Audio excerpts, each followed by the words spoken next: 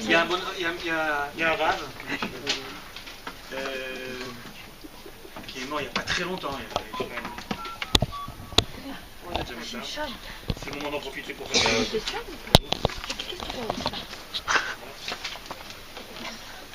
Donc il y a un rave qui s'appelait le Rav Soloveitchik, qui est mort il y a 15 ans, je crois, et qui vivait aux États-Unis. Il a écrit un très joli livre qui s'appelle Ala Teshuva.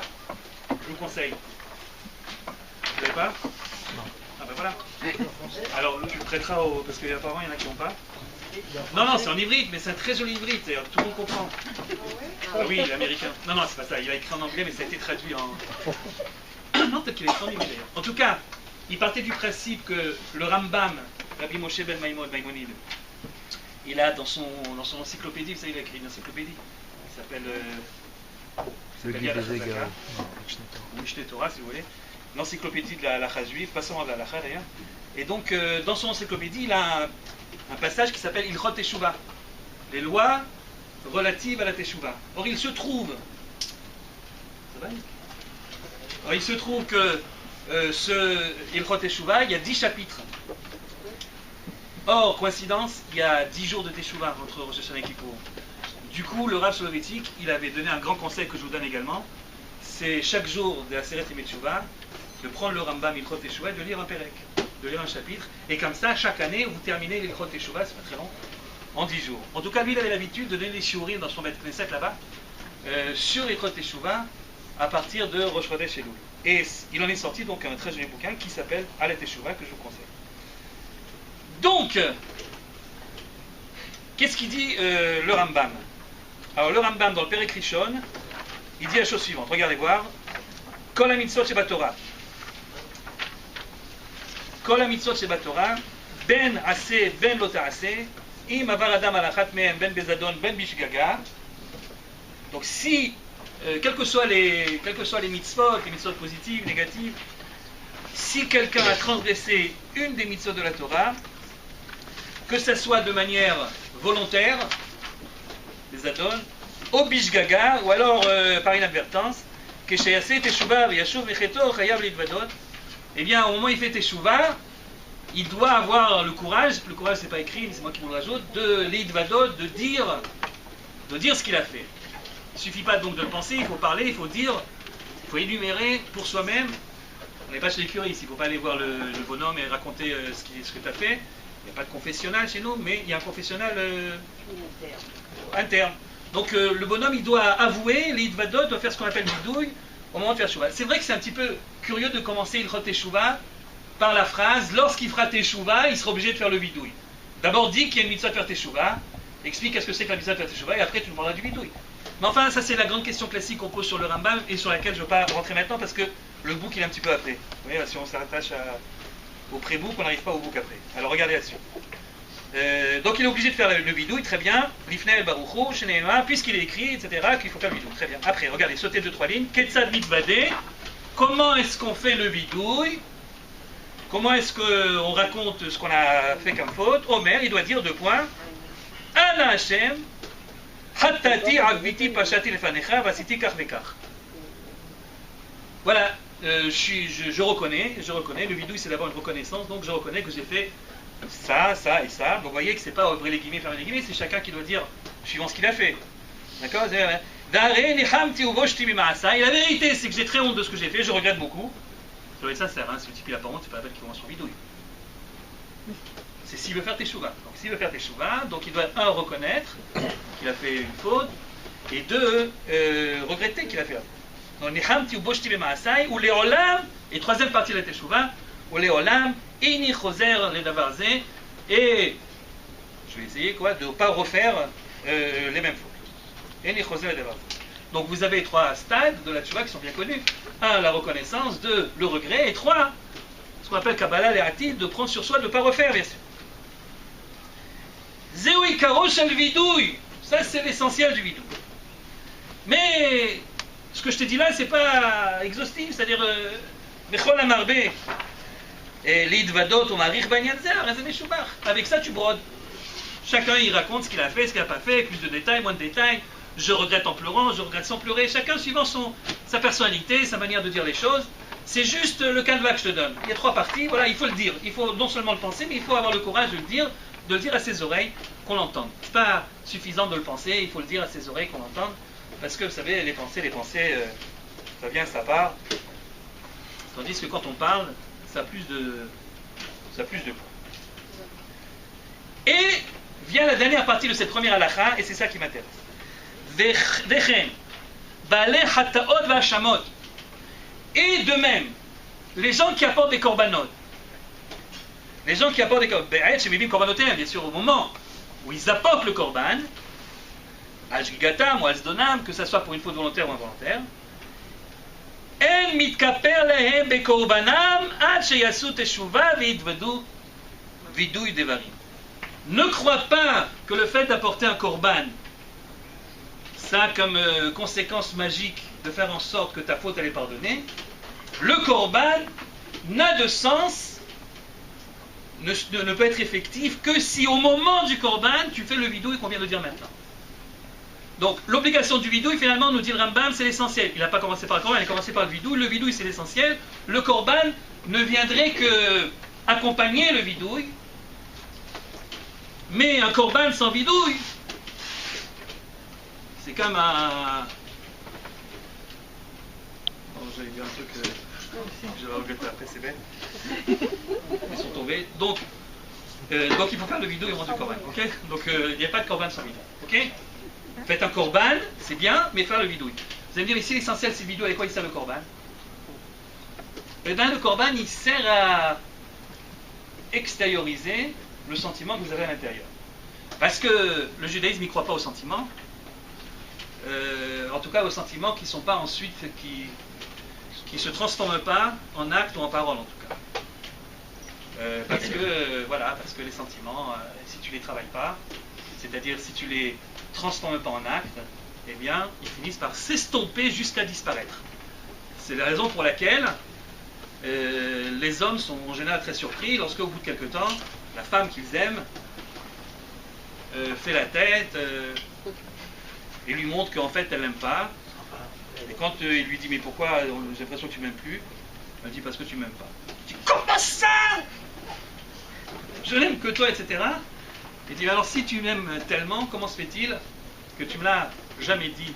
En tout cas depuis le mariage, avant c'était tous les jours mais après plus rien. Et même quand tu me le disais de temps en temps, tu m'as jamais offert de fleurs le vendredi avant Shabbat, ni pour mon anniversaire. Hein? Il n'y a pas de fleuriste. J'accusais personne, mon cher ami. On peut pas se sentir mal.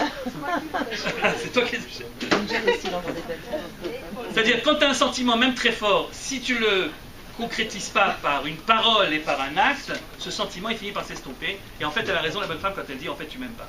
Parce que si vraiment tu l'aimais, alors tu le tuerais, c'est-à-dire tu le transformerais en quelque chose qui se voit. C'est la raison pour laquelle on fait des mitzvot en général.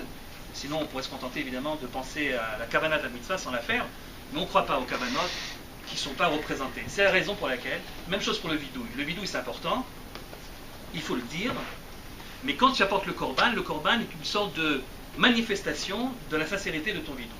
Mais évidemment, il ne faut pas renverser les choses. Si tu fais que le korban et tu ne fais pas le vidouille, alors tu n'as rien fait. L'essentiel c'est quand même le vidouille. Sauf qu'il doit être mis à exécution par le korban.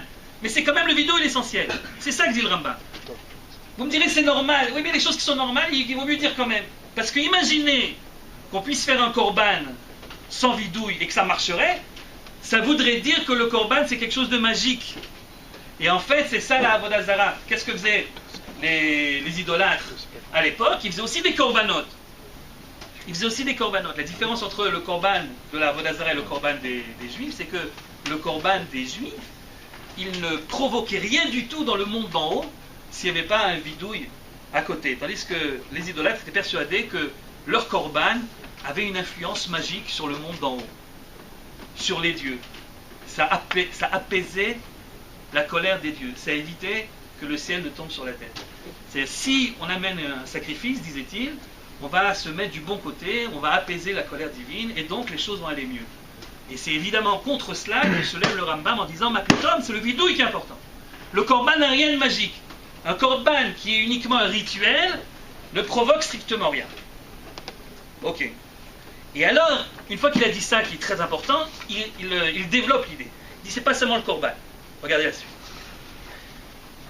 Vechen, kol mechuyave mitot.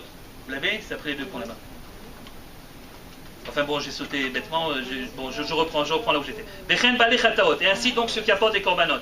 Ba'et shemevim korbanotem al shgegel hamazon. Au moment où ils apportent le korban, en mitkaper lahem. Il n'y a aucune kapara, il n'y a aucun pardon qui est obtenu. Bekorbanam, ad sheyasu teshuva, jusqu'à ce qu'ils fassent teshuva, ve'yidvadu, vidou devarim, et qu'ils fassent le fameux vidou. Vechen, et ainsi, kol mechuyave mitod bedin. Regardez jusqu'où ça va. C'est pas seulement le korban qui n'a absolument aucune valeur s'il n'est pas accompagné de teshuva. Mais même la mort en tant que punition. Dans le judaïsme, ça existe la peine de mort. Difficilement applicable dans la pratique, parce qu'il faut plein de conditions, mais enfin elle existe, en tout cas en théorie elle existe. Et bien imaginez que quelqu'un soit condamné à mort pour un crime qu'il aurait commis, et que le bonhomme y soit tué par le Beddin, et qu'ensuite donc il arrive gentiment dans le monde d'en haut. Qu'est-ce que va lui dire la Kadosh Baruch Hu au moment où il arrive? Il lui dit bon, maintenant tu vas payer à cause de ton assassinat. Alors lui il va dire mais j'ai déjà payé, hein. J'ai tué, mais on m'a tué à cause de ça. C'est pour ça que je suis là d'ailleurs. Dans la force de l'âge. J'aurais pu vivre encore longtemps, mais on m'a tué. Donc j'ai payé, comme on dit aujourd'hui, j'ai réglé ma dette envers la société. Et alors à ce moment-là, Dieu, dans un grand sourire, lui dira ah ouais, mais t'as pas fait de chouva. Et donc il n'y a pas de kapara. Que la société règle son compte, c'est une chose. Mais si toi tu crois que parce que t'es mort, alors il y a une kapara dans le monde d'en haut, rien du tout. Tu es obligé de payer parce qu'il n'y a pas eu de kapara. Ça veut dire que c'est pas seulement le korban qui sert à rien sans teshuva, mais même la mort ne sert à rien sans teshuva. Et à plus forte raison, toutes les autres punitions qu'on peut imaginer et qui existent dans le Beddin, Mechuyave Malkot, celui qui est chayav de Malkot, en mitkaper lehem b'mitatam o belekiatam ad sheyasu teshuva v'yidvadu, vechen achovel b'chavero, et même celui qui porte atteinte à son prochain. Par exemple, il lui prend un œil, ok? Un bonhomme, il s'est énervé, il a pris l'œil de l'autre. D'accord? Alors, normalement, qu'est-ce que dit... Comment? Qu'est-ce que dit... Non, elle ne dit pas, mais pour elle, la Torah. Enfin, la Torah peut-être, mais pas la halakha. La halakha, elle dit que le bonhomme, il doit lui payer une compensation financière. Alors, vous allez me dire, mais comment est-ce que tu peux évaluer la perte de la vue? Bah si, tu peux évaluer la perte de la vue. Il y a plusieurs données, plusieurs critères. Ce que tu aurais pu faire avec les yeux, ce que tu ne peux pas faire maintenant, etc. Les soins hospitaliers, enfin on peut évaluer au niveau financier. Donc tu dois payer. Alors, imaginez le bonhomme, il a pris l'œil de son copain et il a payé jusqu'au dernier centime. Si tu crois qu'à cause de ça, il y a eu une kapara, il est pardonné dans le monde d'en haut, tu te mets le doigt dans l'œil, c'est le cas de le dire, jusqu'à l'omoplate. D'accord ? C'est-à-dire qu'on va appeler ça de manière générale clé kapara. Clé kapara, ce sont les méthodes qui accompagnent la teshuva pour obtenir la kapara. Vous comprenez? Ça peut être un korban, ça peut être la mort, ça peut être les coups, ça peut être donc la réparation financière. Ou comme dit le Rambam, à part celui qui porte atteinte à son prochain, Hamezik Mamono, celui qui lui casse sa voiture, ou quelque chose comme ça, même s'il lui a dédommagé, même s'il lui a payé tout le dommage qu'il lui a causé, et il n'omit kaper, il n'y a pas de kapara,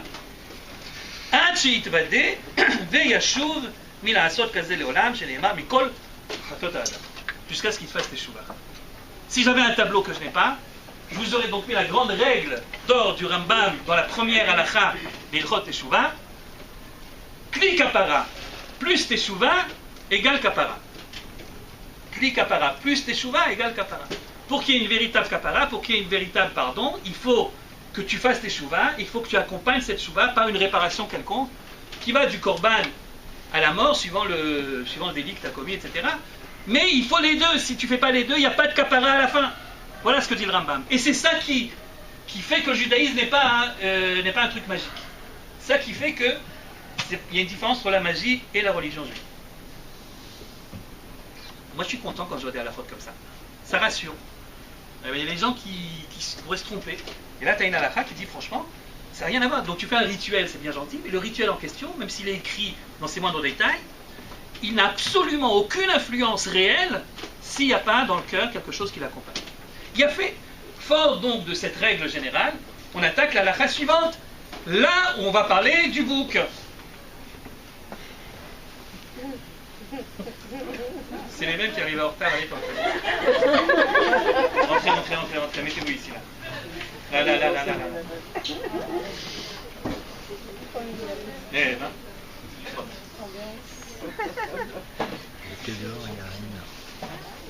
bien. Halakha Bet. Deuxième halakha. Saïr Amishtaléach. Donc Saïr Amishtaléach, ça veut dire le bouc. On y arrive donc, le bouc. En français on dit le bouc émissaire, le bouc qu'on envoyait.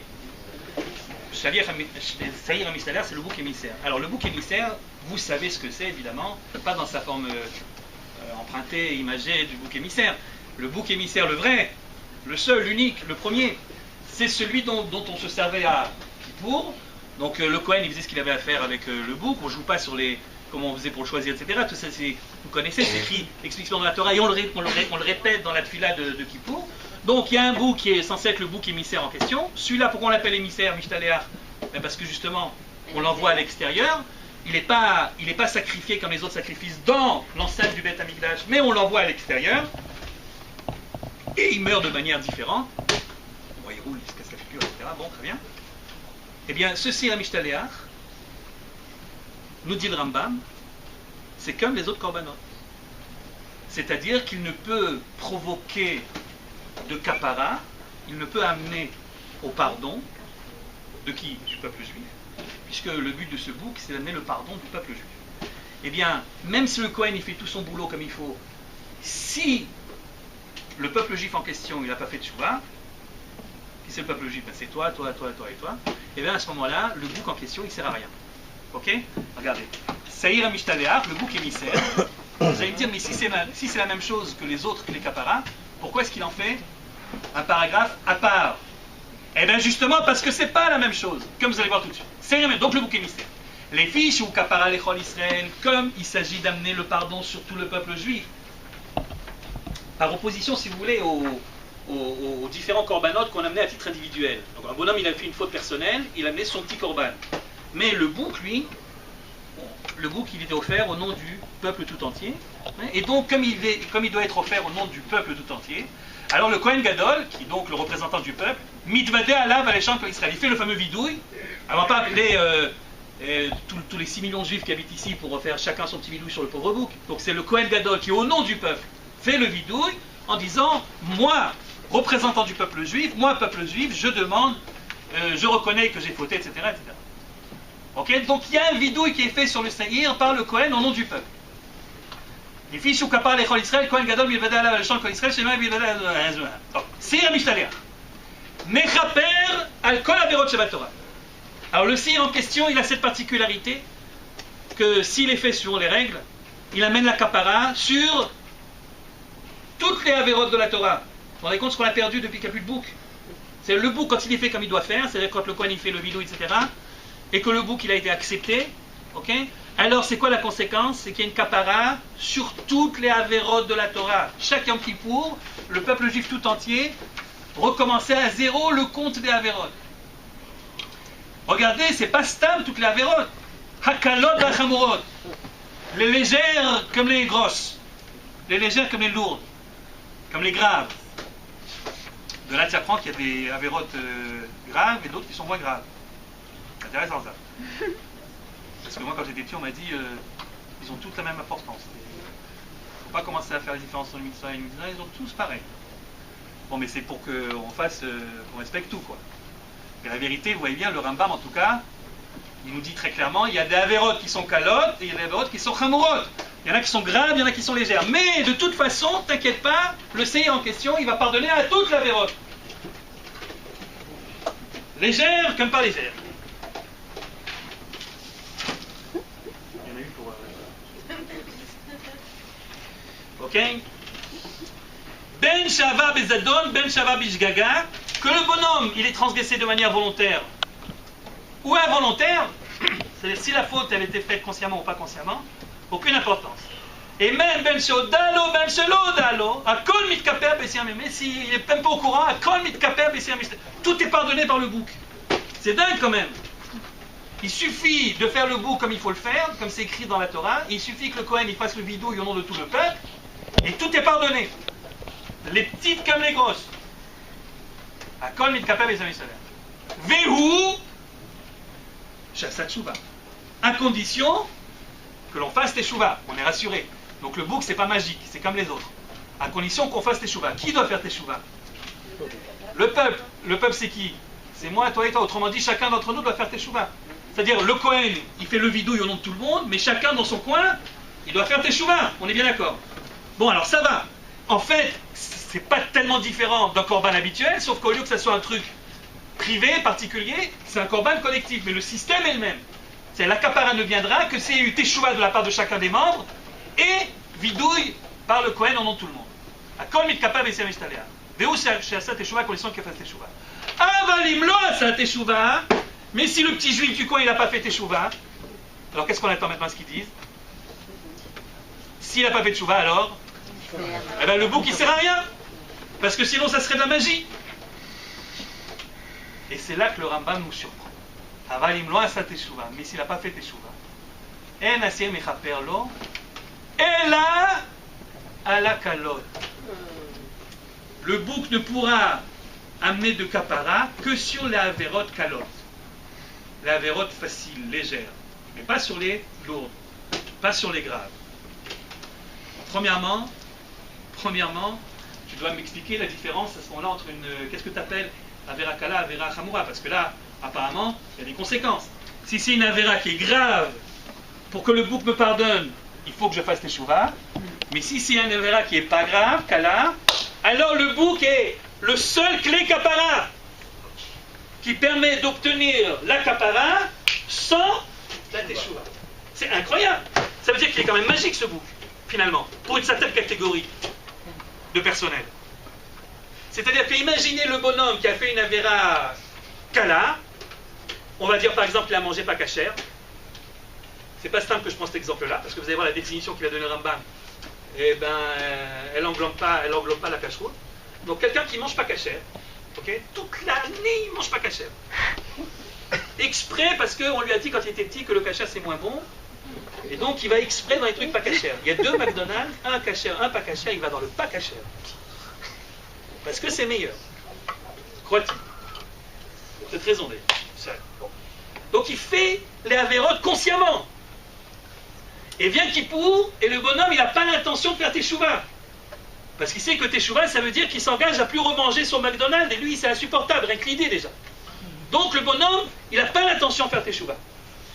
Vient le Kohen, Yom Kippour, il fait sa petite affaire là-bas avec le truc, c'est-à-dire il choisit le Gora, machin, etc. Il fait dans les règles de l'art, il fait le vidouille au nom de tout le peuple, pendant ce temps l'autre il est en train de continuer à manger son McDo, qui est ouvert à Kippour. Eh bien, Motsei Kippour, figurez-vous qu'il est pardonné. Si le bouc ça a marché, mais s'il a marché pour tout le monde. Il est pardonné. Mais il n'a pas fait de chouba. Ah mais c'est spécial. Le bouc c'est spécial. C'est la force du bouc.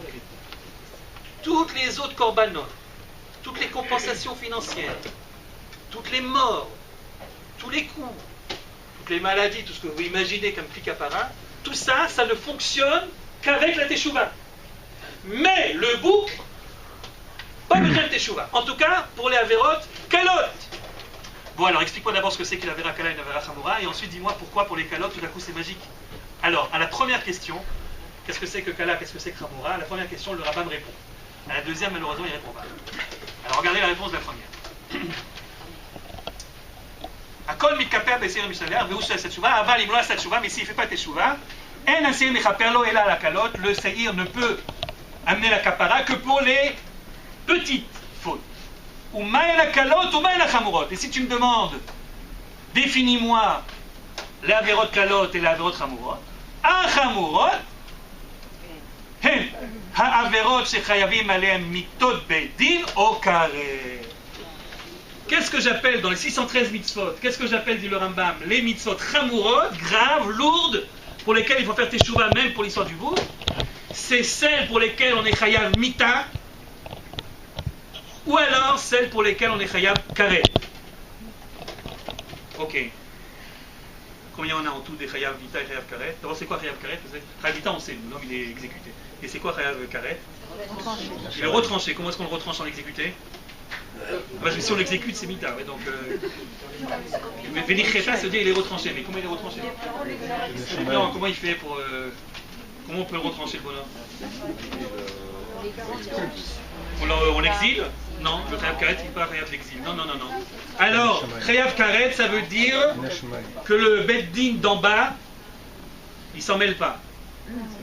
On lui fait rien du tout.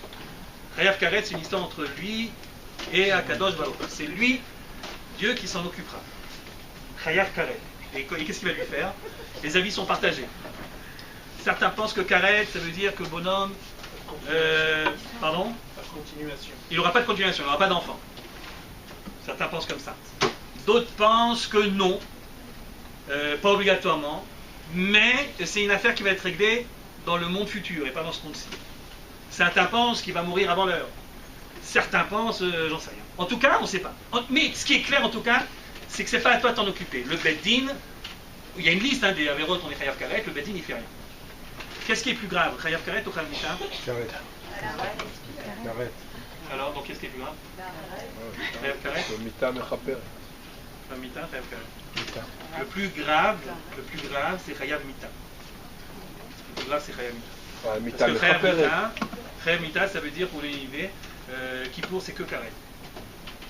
Parce que Shabbat, c'est Mita. Shabbat, c'est plus grave. Shabbat, c'est plus grave que Kippour. Là, on est en petit comité, je peux vous le dire. Shabbat, c'est plus grave que Kippour. Ne le dites pas à l'extérieur. Ça m'est arrivé une fois de dire ça à l'extérieur. À des gens qui n'étaient pas trop au Shabbat, quoi. Et au lieu de me dire, ah, c'est tellement important, Shabbat, je ne savais pas. Qu'est-ce qu'ils m'ont dit? Ah, c'est tellement peu important Kippour, je ne savais pas. Donc, attention à qui on parle. Mais Shabbat, c'est plus grave. Shabbat, c'est quand même Mita. Alors, pourquoi Mita, c'est plus grave que Karet? Parce que Mita, le bonhomme, il a fait un truc tellement grave, il a tué quelqu'un, il a fait un truc tellement grave que le Beddin d'en bas, il ne peut pas passer à l'ordre du jour, il est obligé d'intervenir. Tandis que Karet, c'est grave, très grave, mais c'est moins grave. C'est-à-dire que la société, elle ne s'en mêle pas, c'est Dieu qui règle son compte. Donc Mita, c'est plus grave que Karet. Donc qu'est-ce qu'il dit Rambam? Il dit c'est quoi une avéra grave pour laquelle il faut absolument faire teshuva si tu veux que le saïr, si tu veux que le bouc il serve à quelque chose? Eh bien, ce sont toutes les avérotes, on est chayav Karet, et à plus forte raison, celle on est chayav Mita. D'accord? Alors ces deux sortes de avérotes, si le bonhomme il a fait des avérotes pareilles, alors non, le bouc il sert à rien, non, il faut faire teshuva, bien sûr. Dites-moi, en pourcentage, à votre avis, sur les 613, il y en a combien qui rentrent dans la catégorie chamurot, d'avérotes graves? 5%, tu dis. T'as fait. Mais j'ai pas compté, mais en fait, t'as sûrement raison. Non, t'as sûrement raison. Non, je sens que t'as compté. Parce qu'il y a des fois, on a l'impression qu'il y en a beaucoup plus, parce que, en fait, les Chayav Mita, il y a la liste qui est donnée l'une à côté de l'autre, on a l'impression que ça n'arrête pas. En fait, tu les comptes, il n'y en a pas, sur les 613, il n'y en a pas vraiment beaucoup. Des carettes non plus. Et donc, il doit y avoir à peu près 5%. Ouais. Il y a quoi? Gag, 10%. Ouais. Il y a 10%. Ça veut dire que d'après la définition de Maïmonide, 90% des mitzvot sont considérés comme des avérotes kalot, pour lesquels, à Kippour, on n'a pas besoin de faire teshuva. Est-ce que vous vous rendez compte de ce que ça veut dire? Ça veut dire que le jour de Kippour, pour 90% de vos fautes, le bouc fait le travail pour vous. Vous n'avez rien besoin de faire. Le Kohen va s'arranger avec son bidouille, et puis c'est tout. Pas besoin de faire teshuva. Le bouc devient magique. Mais qu'est-ce que c'est que ce judaïsme qui rend à un bouc des propriétés magiques? On tombe dans l'idolâtrie. Même aujourd'hui sans bouc? Alors aujourd'hui c'est une bonne question parce que vous avez posé la question évidemment, mais qu'est-ce qui nous saoule avec cette histoire de bouc? Parce qu'aujourd'hui il n'y a plus de bouc. En quoi ça peut nous intéresser pour le bouc qu'on va bien? C'est une excellente question sur laquelle on va revenir tout de suite. Ouais, spécialiste du bouc, Alex, ouais. C'est pas les avérotes personnelles, peut-être qu'on parle d'avérotes. Ah non, on parle de toutes les avérotes. Ah non, pas du tout, on parle de toutes les avérotes. Toutes les avérotes. Assez, l'autre, assez, Menchenoda, Shlonoda. Les avérotes sur lesquelles on fait du korbanot. On a parlé qu'il y a des trucs de live. Ouais, quand c'est top, ouais, tu as fait une avéra personnelle. On n'est pas à Kippour, on est en Stam Yom Yom. Tu as fait une avéra personnelle, tu amènes au Korban. Si tu n'as pas fait de Tchouva, le Korban ne sert à rien. Mais pour la même avéra, Kippour arrive, le Kohen il fait son petit truc avec le bouc, et hop, tranquille. C'est dingue. Donc il y a besoin d'amener le corban. C'est dingue. Ça vous dit qu'est-ce qu'on a perdu quand même avec cette histoire de bouc qui n'existe plus là maintenant, c'est dommage. Là on est obligé de passer par la Tchouva, donc apparemment aujourd'hui. Il y a quand même le vidouille du Kohen Gadol. Oui, il fait quand même le vidouille, au nom de tout le peuple. Enfin, entre nous, à quoi sert le vidouille d'un Kohen Gadol si moi, il le fait en mon nom, mais moi je participe pas. Ni dans la pensée, ni dans l'acte, ni dans rien du tout. Ah, il sert à rien ce vidouille, c'est pas. C'est très, très curieux. Alors, ouais. Peut-être la force du jour. Il y a quelque chose dans le jour, mais ça c'est mystique tout ça. La force du jour, la force du jour, la force du jour. Est-ce que oui ou non, la tchouva est incontournable pour obtenir la kapara? C'est ça la grande question. Si, quelle que soit la raison, la tchouva n'est pas nécessaire pour obtenir la kapara, ça devient un truc mystico-magique. C'est-à-dire, je fais un truc, et puis il se passe des trucs là-haut, et puis voilà, et puis je suis pardonné. C'est pas normal. C'est pas normal. Alors, le Rambam, il ne donne pas la réponse à la question. Je vais vous donner la réponse que donne le Rav Soloveitchik. Et ensuite, on essaie de voir quel rapport avec aujourd'hui. Il y a un grand rapport, évidemment, c'est très important. Alors, qu'est-ce que dit Rav Soloveitchik? Rav Soloveitchik, il dit, Rega, il faut que tu comprennes qu'est-ce que c'est Chayav Karet, Chayav Mita. D'abord, il dit, il y a deux sortes de korbanot. Toutes les korbanot de la Torah peuvent diviser en deux catégories. Il y a ce qu'on appelle le korban yachid et le korban tzibour. Le korban yachid, c'est le korban privé, le korban tzibour, c'est le korban public. À quoi on reconnaît si c'est un korban yachid ou un korban tzibour? Ben, qui c'est qui a payé? C'est ça qu'on reconnaît. Si pour acheter le korban, tu as pris de ton porte-monnaie, c'est yachid. Si pour acheter le korban, on a pris de la caisse publique, vous savez que chaque année, les Juifs donnaient au mois de Hadar Khatsi Shekel, et avec ce Khatsi Shekel de tout le monde, on achetait tous les korbanot tzibour de toute l'année. Korbanot tzibour, c'est pas obligatoirement le seir, hein, il vaut pas tellement cher le seir. Korbanot tzibour, c'était tout le korban, tous les jours on faisait un korban tamid le matin et un korban l'après-midi, en fin de journée. Ça c'est tzibour, ça, on prenait l'argent d'où? De la caisse de commune. Moussaf, de Shabbat, Moussaf, de Chag, tout ça c'est avec l'argent de la collectivité. Donc ces korbanot-là sont appelés korbanot tzibour. Korban yachid, c'est le korban où tu as mis la main dans la poche pour acheter ton korban. Imaginez par exemple que quelqu'un il a fait un accident de voiture et puis il s'en est sorti. Il a envie de dire merci. Aujourd'hui, qu'est-ce qu'on fait? C'est-à-dire Kata Gomel. À l'époque, qu'est-ce qu'on faisait? On amenait un korban qui s'appelle korban Toda. Ok? C'est un korban yachid ou tzibour? Yachid. Imaginez que l'accident, c'est pas lui dans sa voiture, mais c'est dans un train qui a déraillé. Et il y a 350 personnes qui ont été sauvées. D'accord? Et maintenant, ils décident de se mettre ensemble pour acheter ensemble un korban pour remercier. Le korban qu'on achète ensemble pour remercier au nom de 350 personnes, c'est un korban tzibour ou yachid? Yachid. Pourquoi yachid? Parce que c'est chacun qui a pris de sa poche. Tzibour, c'est quand ça vient de la collectivité. Et alors, le patron, les baalim, sur les propriétaires du korban tzibour, c'est le klal Israël. Le klal Israël. Par contre, quand c'est yachid, c'est chacun, celui qui a mis la main à la poche. Ok? Maintenant, qu'est-ce qui se passe avec les korbanot khatat? Les korbanot khatat, en général, c'est les korbanot privés. Le type, il a fait une faute, il amène son korban pour lui. Mais le saïr, non. Le saïr, c'est un korban tzibour. D'où est-ce qu'on prend l'argent pour acheter le bouc? De la caisse commune, des machatzit à shekel. Donc c'est un korban tzibour. Et pourtant, sa raison d'être au saïr, c'est d'amener la kapara. Comme un khatat, si vous voulez. Sauf que, au lieu que ça soit mon korban qui m'amène ma kapara, c'est le korban du tzibour qui est censé amener la kapara pour tout le monde. Achat, regardez ce que dit le Rav Soloveitchik. Chayav karet. Karet, on a dit tout à l'heure, c'est des retranchés. Mais dans le passouk, on parle de karet. Le passouk qui dit Venichreta hanefeshai me'amea. Ce bonhomme sera retranché de son peuple. Qui est le propriétaire du korban? Le peuple juif. Le korban, le saïr en question, quand il est accepté par Akadosh Baruch Hu, alors il a cette faculté d'amener le pardon sur tout le peuple juif. Nachon. Mais si tu as fait une faute qui s'appelle karet, la faute elle est tellement grave que qu'est-ce que tu as provoqué en faisant la faute? Tu es sorti du peuple. À plus forte raison, si tu as fait une faute qui est chayav mita, c'est encore plus grave. Si tu as fait karet ou mita, le Kohen il a beau faire tout ce qu'il a à faire pour le saïr, ça ne marchera pas. Parce que tu t'es sorti de la collectivité. La teshuva que tu dois faire, à quoi elle sert? Elle sert à revenir dans le clan. afin que le Seigneur puisse à nouveau se porter sur toi aussi. Le Rav Soloveitchik l'explique donc comme ça. Puisque le Saïr, le bouc de Kippour, il est donné au nom de la collectivité d'Israël, si ça marche, si Akadosh Baruch Hu, il accepte le Korban, qui est-ce qui est pardonné? Tout le peuple. C'est qui tout le peuple? C'est toi, toi et toi, tout le monde. On est tous pardonnés par le Saïr. Mais à condition qu'au moins tu sois dans le peuple. Alors si tu es dans le peuple, en effet, même si toi tu n'as pas fait tes chouvas, puisque tu fais partie du peuple et que le Saïr c'est au nom du peuple qui a été donné, si le Saïr il a accepté, toi aussi tu es pardonné. C'est le seul cas où tu peux être pardonné sans tes chouvas. Ça n'existe pas ailleurs. Mais puisque c'est au nom du peuple, alors tu es dans le peuple, tu es pardonné. Mais si tu as fait karet ou mita, comment tu veux que ça marche? Tu es obligé de faire tes chouvas pour rentrer dans le peuple à nouveau, afin de pouvoir te faire pardonner par le Saïr. Voilà comment ça fonctionne. Alors, ça vient de vous dire que ce n'était pas pardonné systématiquement. C'est-à-dire qu'il y a des fois, on le sait puisqu'il y avait un petit miracle pendant le premier Beth Amikdash, on savait si le Korban, le Saïr, il était accepté ou pas. Pendant le deuxième, on ne savait plus. Mais pendant le premier, on savait. Comment est-ce qu'on savait?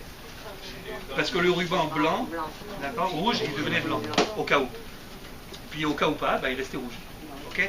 Donc on savait si le Korban il était accepté ou pas. C'est extraordinaire. Mais ça veut donc dire que ce n'était pas systématique. Comment est-ce que fait Dieu pour décider, chaque Kippour, si le peuple juif est pardonné de ses fautes? De ses fautes calottes, de 90%. Comment est-ce que Dieu fait? Selon quels critères il décide? Pour dire la vérité, j'en sais rien. Et je ne peux pas non plus le savoir. Mais, je peux imaginer. Ben vous aussi. C'est-à-dire que, moi j'imagine que le bon Dieu, donc cette année-là, il est assis sur son trône et il fait le point. Il a sa petite balance et il juge qui? Non pas toi, moi en particulier, mais le peuple. Alors premièrement, évidemment, plus il y a de tzadikim et de gens bien dans le peuple, plus il y a de bonnes mitzvot, plus il y a de masim tovim, et plus le plateau il va pencher du bon côté. Plus il y a de la vérote de chacun d'entre nous, donc chacun il amène son petit gramme. Okay, alors, évidemment, il se peut très bien que toi tu es un gros fauteur, c'est-à-dire que malgré tout, cette année-là, le peuple est pardonné, donc tu as gagné. Tu es peut-être un fauteur, mais comme il y a eu plus de trucs, bon ça c'est la vision simple des choses. Mais je suppose qu'avec ça il tient compte également d'un certain nombre de choses qui s'est passé cette année. Combien de Messirut Nefesh le peuple juif a réussi à montrer? Cette année, on est bien, d'accord. Moi, je pense que cette année, la vérité, on est bien parti. Je pense que cette année, on est bien parti. Donc, combien de Messirut Nefesh, combien de fois il y a des gens qui ont été prêts à donner leur vie pour le peuple juif? Combien de solidarité le peuple juif a montré les uns vers les autres? Tout ça, c'est des tonnes qui pèsent d'un côté, évidemment. Alors, évidemment, de l'autre côté, tu as combien de Chilul Hashem? Combien de... Enfin bon. Passons. On va pas lui les idées. On va pas lui les idées. Okay. En tout cas, voilà donc comment est-ce que, je suppose, il tient ses comptes, et puis à la fin de la journée, donc, il décide, cette année-là, c'est bon. Ou cette année-là, c'est pas bon. Si c'est bon, ça veut dire que tous ceux qui faisaient partie du peuple, à l'exclusion de ceux qui ont fait karet ou mita, ils ont la kapara. Ils recommencent à zéro. Même ceux qui n'ont pas fait teshuva. Évidemment, si le type avait fait teshuva, ça aurait ajouté encore un gramme du bon côté. Mais il a de la chance, il savait que ce n'était pas nécessaire. D'accord? Mais même s'il n'a pas fait teshuva, il peut, si le korban est accepté, alors lui aussi, il a sa kapara, très bien. Et sinon, sinon, mon vieux, sinon, chacun sa mère. Quoi. Chacun il doit compter pour lui, chacun il doit faire sa teshuva à lui. Voilà. C'est-à-dire que tu ne peux plus compter sur le... Alors imaginez à l'époque du premier Beth Amikdash, tu voyais que le truc il était resté rouge. C'est déjà arrivé. Ah bah oui, c'est déjà arrivé, bien sûr. Ouais. Et donc, qu'est-ce qu'ils faisaient les gens? Ils avaient intérêt à se faire leur petite teshuva personnelle pour s'en sortir, parce qu'au niveau collectif, là, c'était foutu. Ok? Voilà comment ça se passait à l'époque. D'où la grande question, qu'est-ce qui se passe aujourd'hui? Autrement dit, donc vous savez qu'aujourd'hui, on a remplacé les korbanot par les tfilot. Mais ça veut dire quoi on a remplacé les korbanot? Est-ce qu'aujourd'hui, celui qui comparait à Kippour devant Akadosh Baruch Hu, et à Rosh Hashanah d'ailleurs, est-ce que c'est le peuple juif dans son ensemble, comme pour l'histoire du bouc, ou bien c'est chacun de nous en particulier? C'est quoi cette fila de Rosh Hashanah et de Kippour? Est-ce que c'est moi personnellement, Élie, quand je vais au Beth Knesset, je prie en faisant ma teshuva personnelle, privée, etc. Et à la fin de Kippour, où j'ai la kapara ou j'ai pas la kapara? Ou bien est-ce que c'est moi en tant que membre du peuple d'Israël et que ce qu'on demande finalement à Kippour, c'est une kapara collective, sans boucle, puisqu'on l'a plus, mais en remplaçant ça par la tfila. Et vous savez qu'à Moussaf, on lit toute la avoda de Yom Kippour, y compris dans le détail, bien sûr, l'histoire du bouc. Alors, est-ce que ça a la même valeur? Est-ce que c'est une fila personnelle ou une fila collective? C'est une bonne question. Et la réponse, que vous en pensez, vous? C'est le peuple qui comparait ou c'est chacun? Hein, c'est le masloul Tzibour ou le masloul Prati à Kippour? Hein? Collectif. En tout cas, il y a une sorte de pressentiment que c'est collectif. Et on voit bien, même les gens qui sont très très éloignés, qu'est-ce qu'ils font à Kippour? C'est pas qu'ils font leur petite fila dans leur coin, mais ils viennent au Beth Knesset. Il y a une sorte de... Instinctivement, le peuple juif, il sent bien que Kippour, c'est un truc collectif. Mais la vérité, c'est qu'à Kippour, il y a parallèlement, dans la même tefila, enfin je vais vous dire, il y a des passages comme ci, des passages comme ça, mais dans la même journée de Kippour, dans le même marzor de Kippour, et d'ailleurs dans celui de Rosh Hashanah, il y a les deux masoulim. Et si on regarde bien les tfilotes, on peut très bien voir les deux masoulim. Les deux masoulim, c'est-à-dire les deux manières d'y arriver. La manière privée et la manière collective. Comment je le sais? Parce que dans la Hamida de Kippour, la bracha du milieu, qui est la bracha du jour, la bracha essentielle, la bracha qui est différente des autres Hamidot, regardez comment elle se termine. Vous savez que les khatima de la bracha, c'est toujours l'essentiel de la bracha. Regardez comment se termine la bracha spécifique de Kippour au moment de la Hamida. Je ne parle évidemment pas de Moussa de Rosh Hashanah qui est spécial, mais je parle des autres filotes de Yamim Noraim de Rosh Hashanah et de Kippour. Regardez. C'est sur votre gauche. ותאר ליבנו לעובדיך באמת, כי אתה סולחן לישראל, ומחולה לשבטי ישורון בכל דור ודור, וממולדיך אין לנו מלך מוחל וסולח. ברוך אתה השם. מלך מוחל וסולח, petit a, לעוונותינו, et petit b, ולעוונות עמו בית ישראל. Donc de manière très très claire, on dit dans la Hamida qu'on demande qu'on utilise les deux masloulim. On utilise le masloul, l'itinéraire collectif, et l'itinéraire privé. Le collectif, c'est Avonot Amo Bet Israël, et le privé, c'est Avonotenu. Avonotenu, je sais que c'est au pluriel, mais bon, il faut s'habituer à ça. Dans la tefila, quand on dit au pluriel, c'est chacun. D'accord? Avonotenu, c'est toi, toi, toi, toi et toi. Mais Avonot Amo Bet Israël, ça c'est collectif. Donc, Melech Mochel Veselach la Avonotenu, à chacun d'entre nous, Vela Avonot Amo Bet Israël. Non seulement tu pardonnes nos fautes, mais également tu fais de la place, tu enlèves, tu ôtes. Hashmotenu. Alors il y a une différence entre Hashma et Avon, mais vous avez remarqué en tout cas que Hashmotenu, qu'est-ce qui manque? Pour Avotenu, c'est écrit petit a petit b. Pour Hashmotenu, il manque le Hashmat Amo Bet Israël. Pourquoi? Parce qu'il n'y a pas de Hashmat Amo Bet Israël. Hashma, c'est tellement grave que ça mérite la destruction définitive. Alors quelqu'un il peut faire ça à titre privé, il est Chayav Mita à ce moment-là. Mais à titre collectif, ça n'existe pas.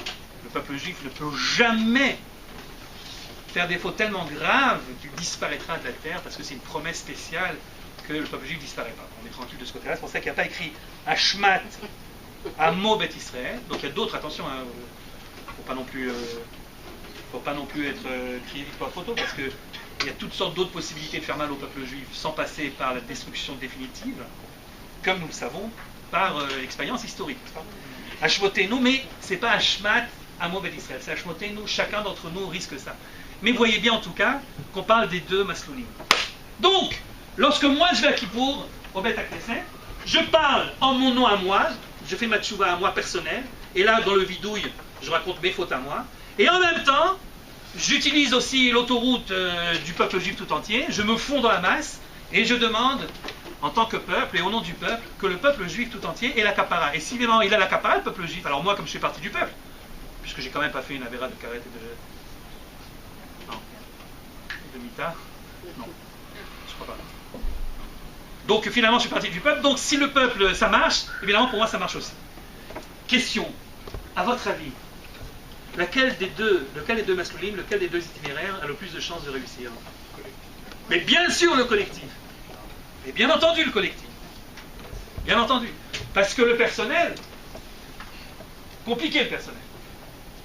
si je viens moi à Kol Nidre et je dis à Kadosh Baruch Hu, moi Eliyahu Menachem, Ben Yehoshua, Halevi, Kling,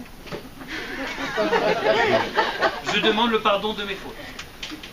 À peine j'ai dit ça, et avant même que je commence à énumérer la longue liste depuis l'année dernière, à peine j'ai dit ça, qu'est-ce qui se passe dans le computer là d'en haut?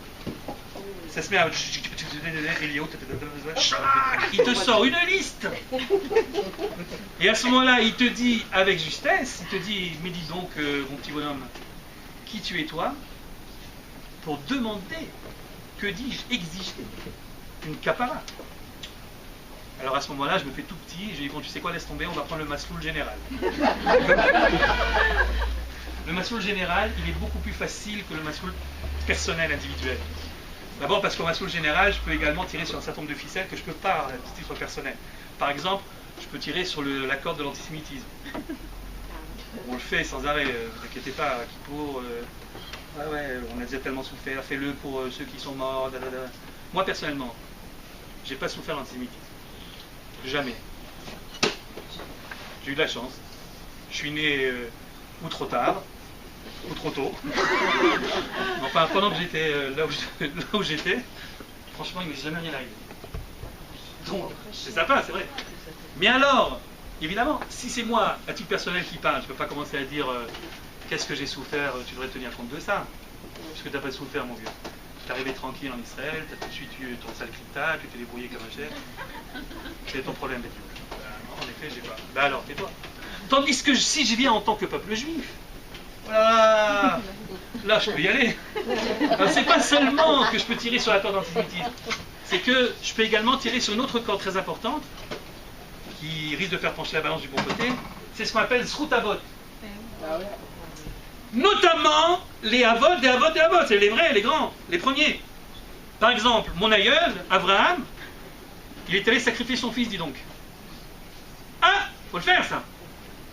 Ton aïeul Abraham, ton arrière-grand-père Abraham? Non, non, non, non, non, non. Non, mon arrière-grand-père Abraham, lui, c'était pas le genre. Mais mon aïeul. Ah ouais, mais alors, pourquoi tu t'en réclames? Ah bah parce que moi je viens en tant que peuple, hein. Et qu'est-ce qu'on tire sur cette corde du sacrifice d'Israël? Rosh Hashanah, pratiquement avec ça. Mais moi, personnellement, si Dieu m'avait demandé Eli, Ineni, Kafna, et Bitra, yo, il n'y a rien d'autre. Mais comment, si moi je ne suis pas capable de faire, comment est-ce que j'ose me réclamer du Zrut Avot? Oui, parce que je viens en tant que peuple. C'est pas en tant que moi, en tant que peuple. En tant que peuple, il y a Zrut Avot. En tant que peuple, j'ai Zrut Avot, j'ai l'antisémitisme, j'ai tout ce qui s'est passé dans les guerres d'Israël, etc., etc. Non, le case, il est beaucoup plus solide. Et donc, évidemment, j'ai beaucoup plus de chances d'y arriver en passant par le massoul collectif que le massoul individuel.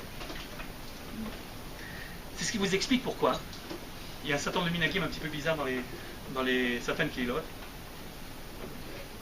D'abord, il faut comprendre, il y a des passages qui sont des passages où c'est la tchouva individuelle qui est à l'honneur, des passages où c'est la tchouva collective.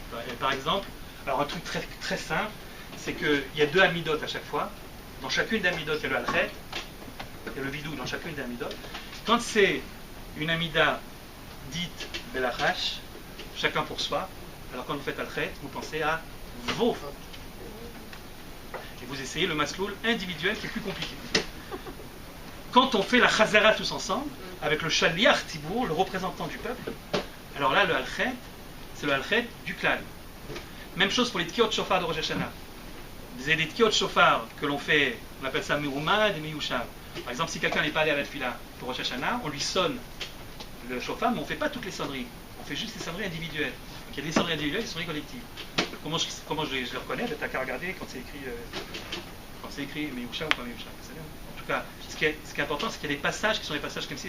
J'avais un bonhomme, un juif, quand j'étais à Lyon, ça remonte très très loin, très loin.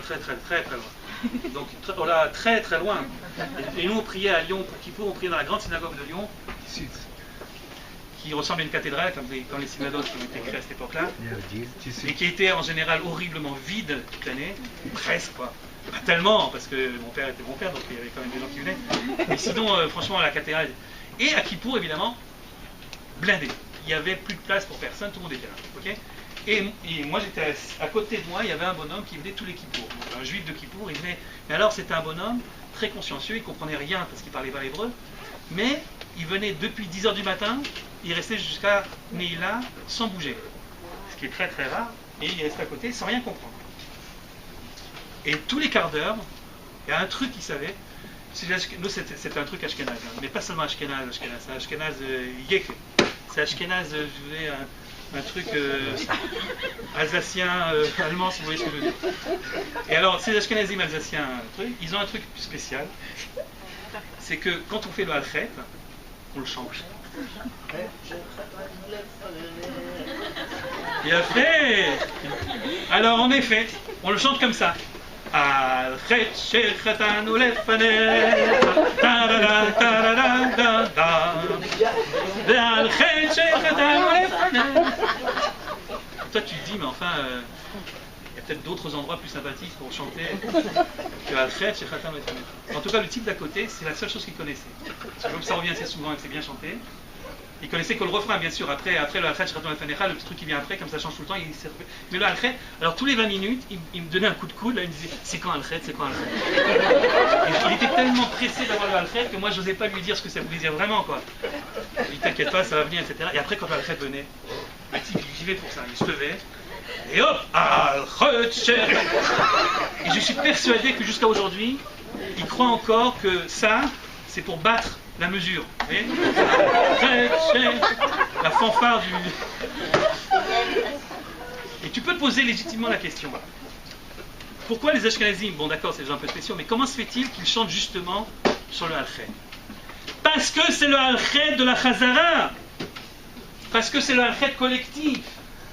Et le Halchet collectif, il a beaucoup plus de chances d'aboutir que le Halchet individuel. Alors, on se permet d'être heureux.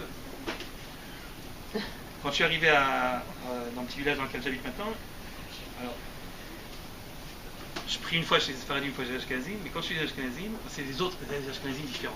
Je sais, pour les Sfaradim, tous les Ashkenazim c'est la même chose, mais il y a des nuances.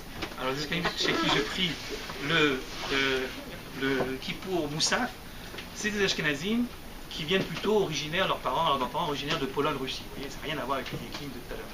Alors, ceux-là, ils ne chantent pas Halchet. Par contre, ils ont l'habitude de chanter un petit mot qui revient régulièrement dans les slichot et même dans la tefila, c'est Veneemar. Ce qui veut dire comme il est dit. Alors ils se mettent à chanter tout le monde. Veneemar, Veneemar, Veneemar, Veneemar. Et là tu te dis là aussi, mais il y a quand même des mots plus significatifs dans la tefila que comme il est dit. Sauf que quand tu réfléchis, c'est pas stam. Parce que Veneemar ça veut dire t'as promis de donner la kapara. Alors donne-la.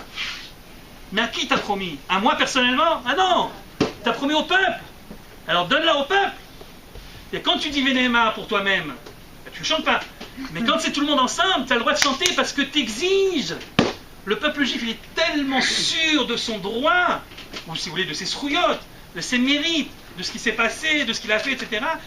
Il dit alors, t'as promis, donne. Veneemar, Veneemar, Veneemar. Donc il y a une différence fondamentale entre le côté personnel, privé, et le côté public de la demande de Teshuvah, du vidoud que l'on fait à Rosh Hashanah Kippour. Et la dernière question, est de savoir, bon, mais alors, si le masloul collectif, il a vachement plus de chances de réussir que le masloul individuel, pourquoi s'embêter à faire les deux? Bon, le type qui ne peut pas aller à la tefila parce que, je sais pas, il est malade, je sais pas quoi, bon, il fait son masloul personnel. Mais le commun des mortels qui va donc au Beth Knesset, pourquoi tu l'obliges à faire un masloul privé alors que le masloul qui est collectif, il a 20 fois plus de chances d'arriver. Et que si tu te mets à plein dedans, tu risques à la fin de Kippour d'avoir une teshuva, une kapara pour le peuple juif tout entier, et donc pour toi aussi.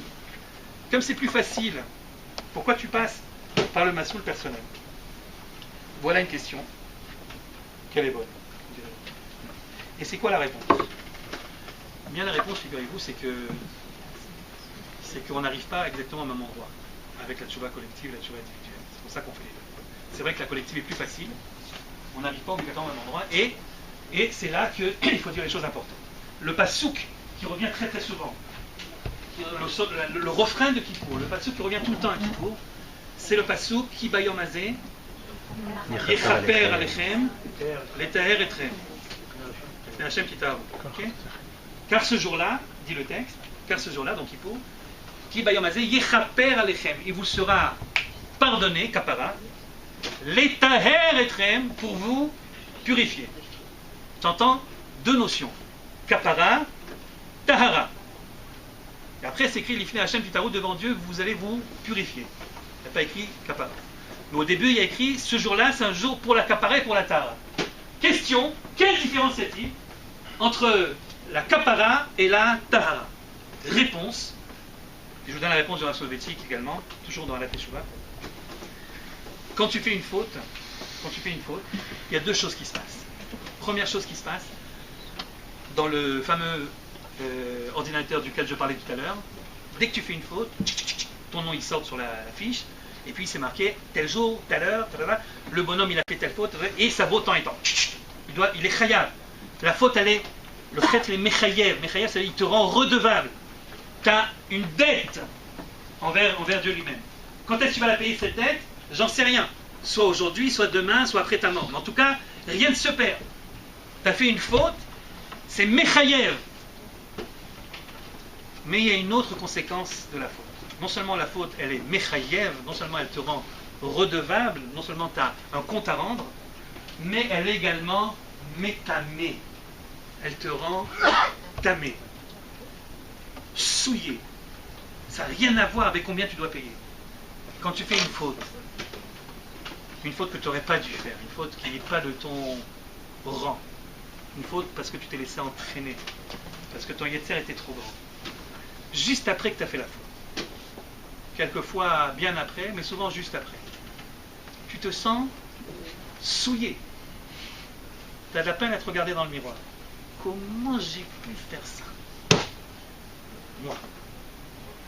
Le chet, il est mechayev, mais le chet, il est aussi métamé.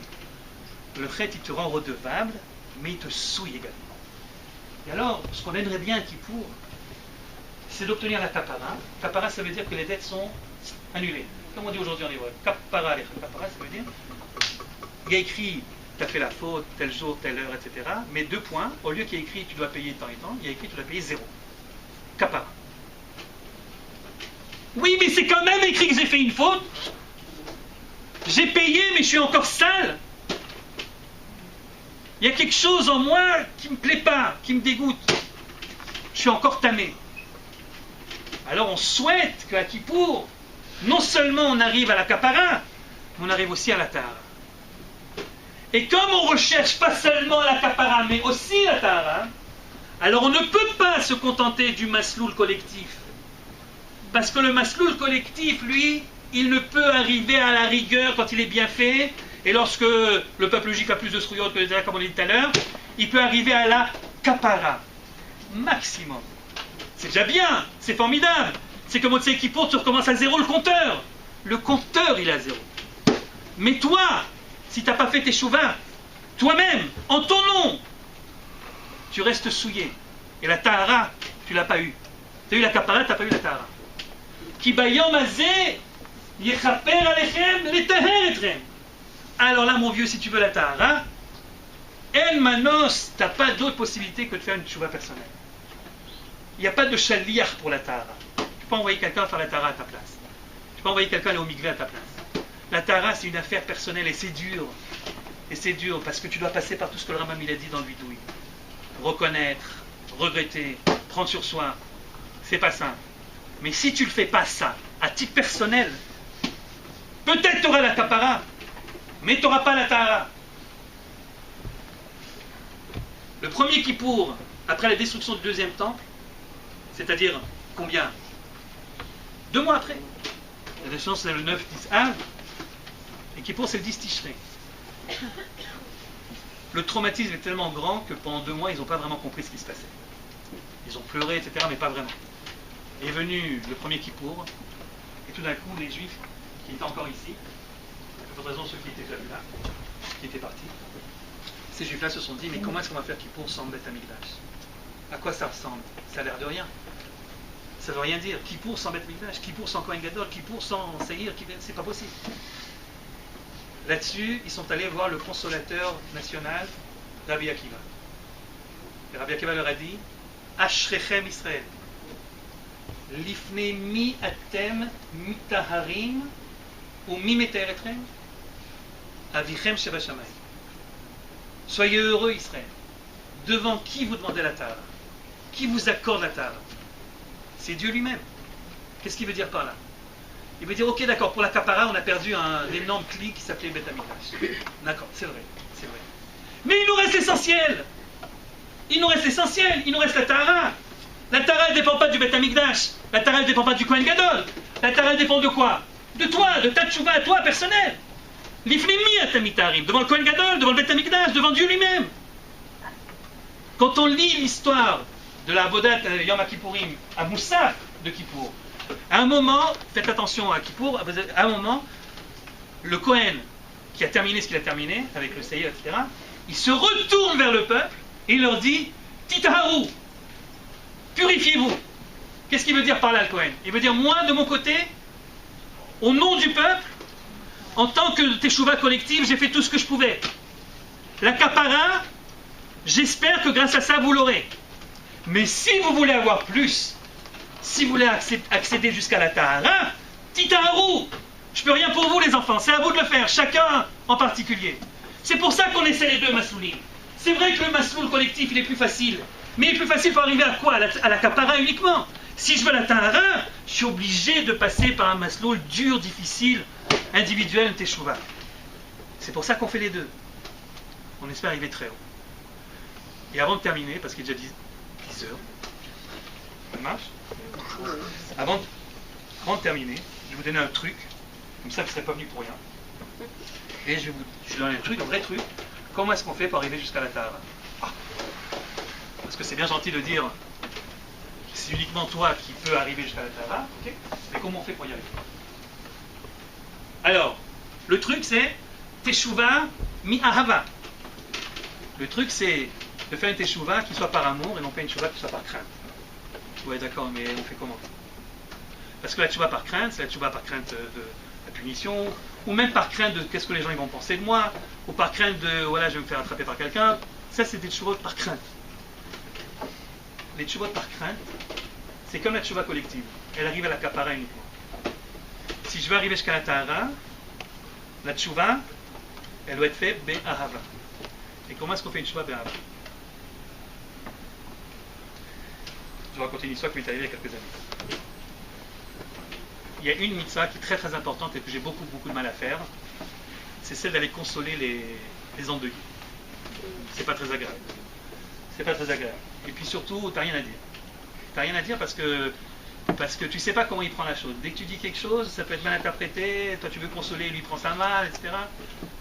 T'es mal à l'aise. Mais bon, il paraît que ça soulage, donc tu viens.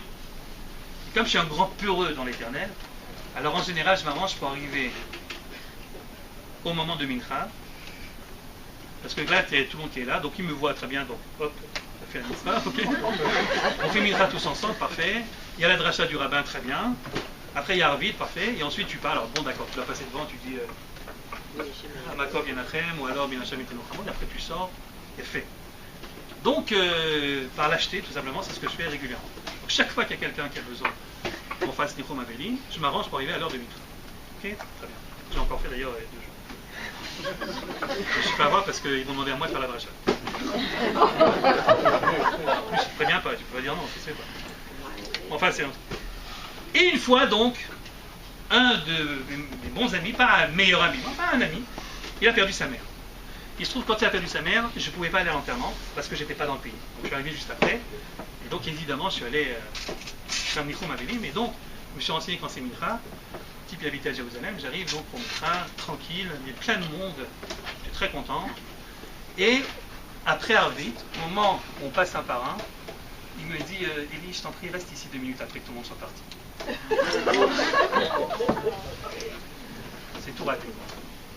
Alors, je suis resté. Et même sa femme, elle n'était pas là, elle est partie, je sais pas, elle était plus cuisine. Donc il était tout seul assis par terre avec sa chemise déchirée. Moi j'étais là. Qu'est-ce qu'il me veut? Mais qu'est-ce qu'il me veut? C'est pas le type intime, raconter tous ses petits secrets, etc. Mais qu'est-ce qu'il me veut?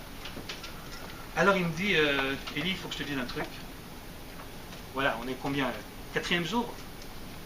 Elle est morte il y a 4 jours. Ma mère. Je dis, ouais, alors? Eh ben, je crois que je l'aimais pas.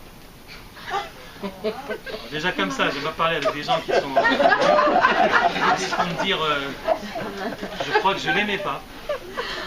Alors je savais pas quoi dire, je me dis pourquoi tu dis ça? Elle m'a dit parce que tu sais qu'elle était malade longtemps. J'ai dit ouais je sais, oui, alors. Eh ben tu penses bien que je me suis imaginé comment est-ce que je vais réagir le jour où elle mourra. Et alors? Ben, je me suis imaginé que j'allais pleurer, que je serais inconsolable. Et alors? Eh ben alors rien! Tu comprends? Sec, tu vois, sec! Elle est morte, j'ai pas pleuré, on est allé au cimetière, j'ai pas pleuré, on est revenu au cimetière, j'ai pas pleuré, j'ai déchiré, j'ai pas pleuré. Les gens ils viennent, ils me disent je pleure pas. Alors je l'aimais pas quoi, je l'aimais pas. Il me dit ça. Je sais pas qu'est-ce qu'il veut de moi. Qu'est-ce que je peux lui dire?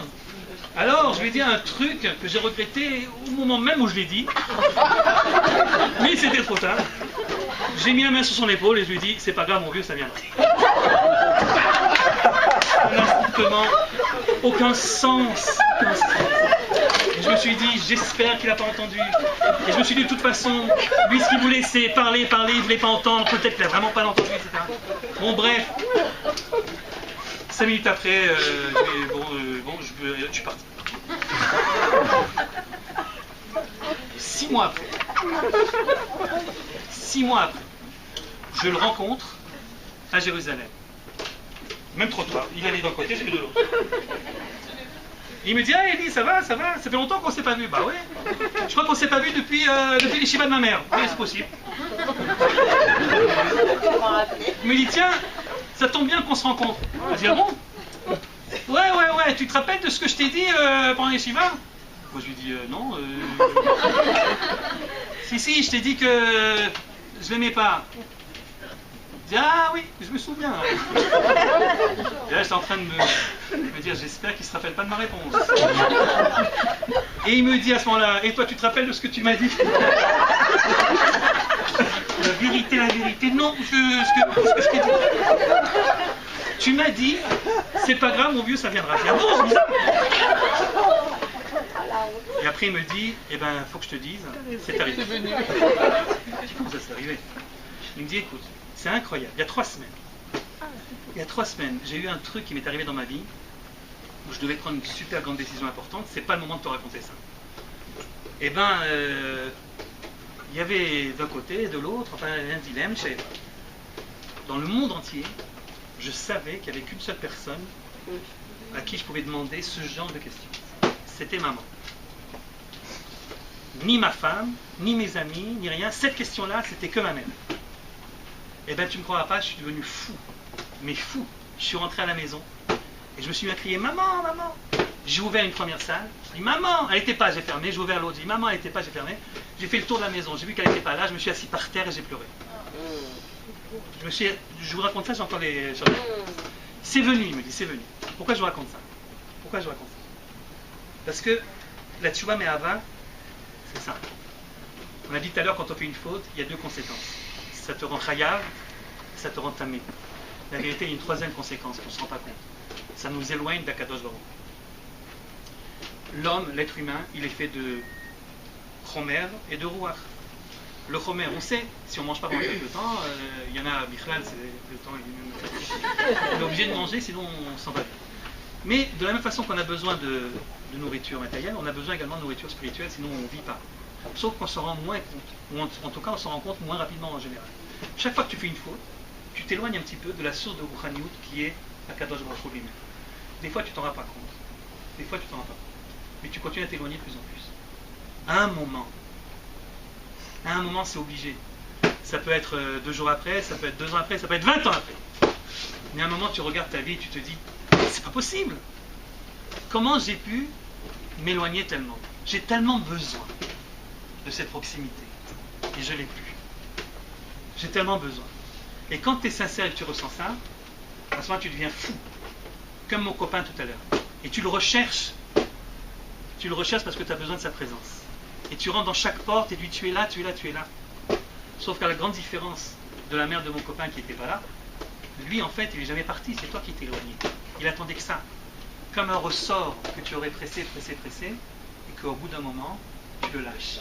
Alors tout d'un coup, la force de ce manque que tu ressens, l'intensité de cet amour que tu éprouves pour lui, elle est tellement forte que toutes les lois de la tchouva, que le rabbin va dire dans les chapitres qui suivent, que pour faire tchouva il faut faire ci, pour faire ça, tout ça c'est pas pour toi, c'est pour ceux qui font tchouva mitoch ira, mais ceux qui font tchouva mitoch ahava, hier, dit le Rambam, ils étaient souillés, ils se sentaient mal, ils se sentaient répudiés. Et aujourd'hui, dit le Rambam, ils sont la main qui touche le kissé à kavod. Ils ont la main qui touche le kissé à kavod. Parce que quand tu fais une tchouva mitoch ahava, tu le recherches avec tellement d'intensité, et même, la vérité, plus tu t'éloignais, et plus maintenant intensément tu le recherches. Et donc finalement, quand tu le ressens, ça, alors à la fin, tu as cette teshuvah mitoch ahava qui t'amène jusqu'à la tahara. Et vous savez comment vous saurez si oui ou non vous avez réussi à avoir que la kapara ou même la tahara dans le kippour qui va venir. C'est facile à savoir. Si à la fin de kippour, lorsque le chauffard est retenti, vous vous dites, voilà ce kippour c'était pas si mal que ça. Bon, à 2h, 2h30, j'ai eu un petit faiblesse, là, je voulais manger quelque chose, mais à 3h moins le quart c'est passé depuis 7 heures. Très bien. C'est que vous avez sans doute eu la kapara, mais pas la tahara. Et si à la fin de Kippour, quand le chauffard il sonne, vous vous dites, je me sens un autre homme, je ressens plus toute cette souillure que je ressentais avant, je me sens très proche du kissé à kavod, il s'est passé quelque chose cette journée-là, c'est qu'à ce moment-là, vous avez passé tous les échelons. Vous êtes passé la kapara, la tchouva mitoch ira et la tchouva mitoch ahava, et vous êtes arrivé jusqu'à la tahara mamash. C'est tout le bien que je vous souhaite et que je nous souhaite. Qui bayom azeh, yechaper alechem, letaher etchem, lifnei Hashem,